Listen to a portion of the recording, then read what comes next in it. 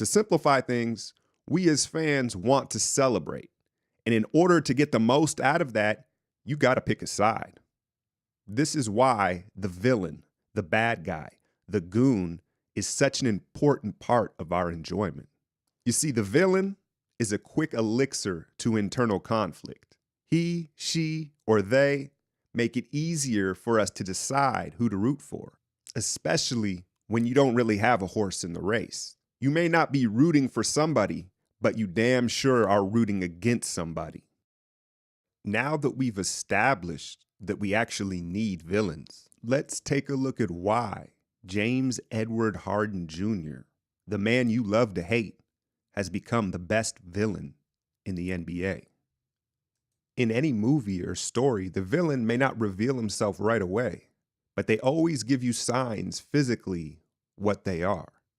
Harden fits the villain archetype. A big dark beard, emotionless eyes. Hell, his signature celebration suggests sorcery. And whether people want to acknowledge it or not, we initially judge by appearance. You see, we're wired that way in order to survive. If you were to ask a 5-year-old, who is the hero and who is the villain? They would instinctually pick out Harden as the villain. So, he looks the part, but what about his actions though? What's the saying? We fear what we don't understand. And let's face it, man, Harden is a hard read. Therefore, he's hard to relate to. I'm not going to dive into the rabbit hole on whether his moves are legal or not, but the fact that I have to say that lets you know how most fans feel. Again, this goes back to humans and how we are wired. Think about it. Throughout evolution, only the strong survive, and those traits get passed on from generation to generation. And if you were around in the early days of man, it would benefit you greatly to be able to recognize someone who was cheating or getting away with more than others. Otherwise, you may not survive. And the same holds true for being able to judge somebody by their appearance quickly. The bottom line is, through evolution, we are hardwired to make snap judgments based off appearance, as well as spot cheating or call out something that's unfair as soon as possible. It's survival instincts. Now, is James cheating? Is he just getting away with what we're allowing him to get away with? Is he in the gray area? Or is he revolutionizing the sport? That's up for y'all to debate. But as far as being a villain and characteristics, Mr. Harden is 2 for 2.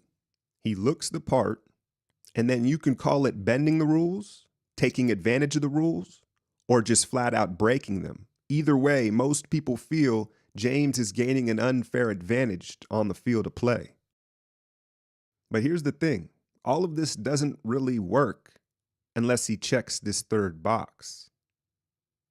And that is, he is a true threat to everyone in the game. You see, you can look the part, you can try to get away with things, but if you're not good at it, you're not a threat and no one cares. I want the truth! You can't handle the truth! The truth is, James Harden is capable of defeating whoever it is you call a hero. And without that threat, the victories aren't as high and the losses aren't as low. We may think we want a steady, even experience as a fan. We really don't. It's the peaks and the valleys that keep us coming back. So when you put on a Rockets game, even if it's for a few minutes, appreciate him.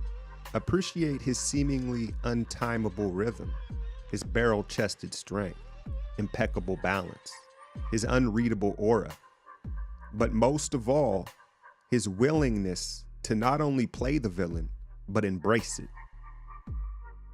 So the next time, and there will be a next time, he rips your team's heart out, take comfort in the fact that it will be all that much sweeter to return the favor.